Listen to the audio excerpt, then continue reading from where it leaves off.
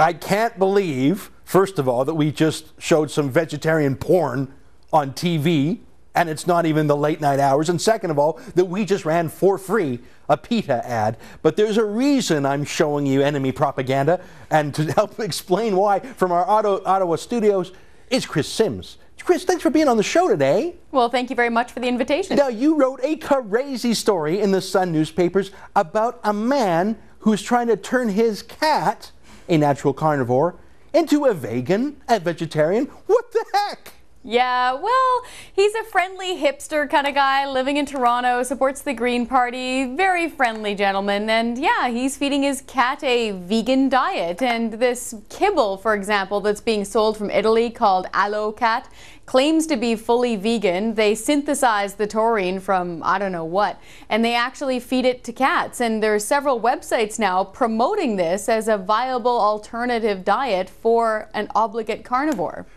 I don't know what obligate carnivore is, but it sounds like like being hungry all the time. I mean, thou shalt must eat meat. That's what obligate carnivore as in he's obligated to be. So I'm an obligate carnivore. You are, sure. But cats are especially because, you know, they are because of what they hunt. I mean, and that's the thing. I mean, it's one thing for people to say, well, because of my conscience or because of this or that, I choose to eat veggies. I mean, good luck to you, and I hope you don't have to, you know, be alert and awake and lift heavy things. But animals like cats are baby lions. They need to hunt and get their meat. Isn't this not just unnatural, but anti-natural? I mean, it's one thing to punish yourself by just having, you know, celery, but to force your cat to go against nature, that sounds like it's cruelty pretending to be kindness. You know, that's a very good question, and I was inspired to investigate this story after your wonderful and infamous interview with the PETA member while you were eating chicken wings. Well, I just need to keep my strength up for the interview. You know, and he insisted that nobody should eat meat, and basically nothing should eat meat. And I started thinking, I wonder what you feed your pet cat. So I checked out PETA, and sure enough, their official policy is that even companion animals, cats, should be fed a vegan diet. I spoke with them yesterday. They've got all sorts of promotions on their websites of, you know, how to transition your cat to eat a vegetable diet. Well, you know, I read your story. I got a question for you. How did you find this fella, Marco Pagliarulo? This guy who's making his cat a vegan, how did you locate him?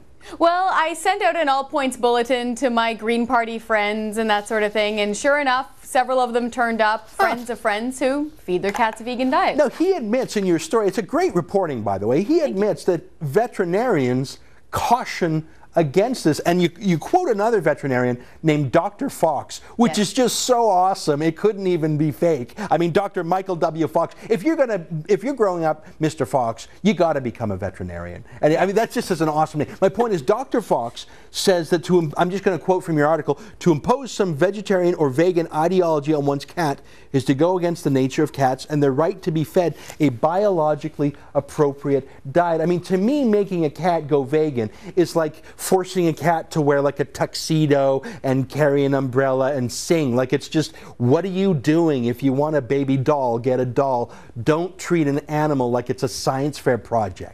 All of the veterinarians I spoke to, for the record, are appalled and seriously concerned about this. And Dr. Michael W. Fox is no slouch. He was the former executive director of Humane Society International. This guy rescues dogs from Haiti. He's hardcore. He himself is a vegan. Oh, really? But yeah, absolutely. But he wouldn't force it on a cat. Absolutely not. Well, that's my kind of vegan, if I have a kind of vegan. He went so far as to say this is unethical. And I was fascinated to hear people for the ethical treatment of animals advocating a vegan diet for cats. Well, I mean, if you go out there in nature, I mean, animals eat other animals. I mean, it's so bizarre that, I mean, you sent me a great note of some of the super comments. Tell me some of the comments that people have had, some of the funny lines that folks have written in response to your article. You sent me some of them about jumping into a shark tank and trying to negotiate with the shark. So you really should have a tofu diet. What are some of the other things folks have been saying? Other folks have said they should go to Africa and try to convince the lions on the savannah that they should switch to rhubarb and wheat. Other folks were being a little harsh, suggesting that the vegans themselves should be fed to captive lions. I don't know if I'd go that far, but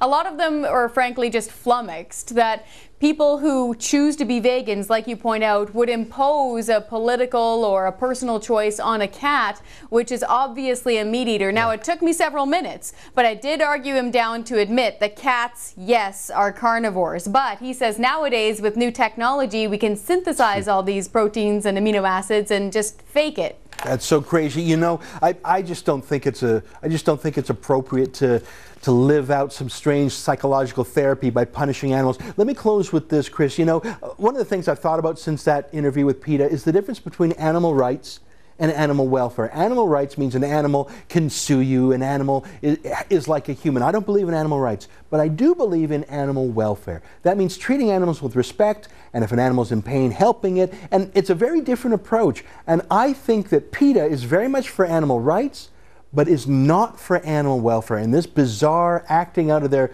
fantasies, using cats as their experiment, is actually unethical. We're going to put on the screen right now the email address for Peta. If you share my point of view that animals are great pets and we should respect them and protect them and be humane to them, but we should not punish them, then why don't you join me and write to Peta right now and tell them what they are doing to these pet cats is against the natural order, and according to Dr. Fox, it's just plain wrong. Folks, do that right now. Kris, do you have any final words for our cat-loving friends out there? What's the best way to handle a pet, do you think? Do you think it's this stuff just bugs me because I'm worried people will start, you know, punishing their cats and maybe they'll be malnourished. Very good question. I would advise to really educate yourself. I understand some of the concerns about commercial pet food. We had a crisis a few years back where there were some additives. Consult your veterinarian, talk to a nutritionist, and by all means go with the mainstream animal welfare groups, all of whom I spoke with did not advocate a vegan diet for cats. That includes Canadian Humane Society, Canadian Veterinary Association, and the International Society of Humane Societies. Kris Sims, you rock. Thanks very much for bringing this story to our attention. I appreciate that. Hey.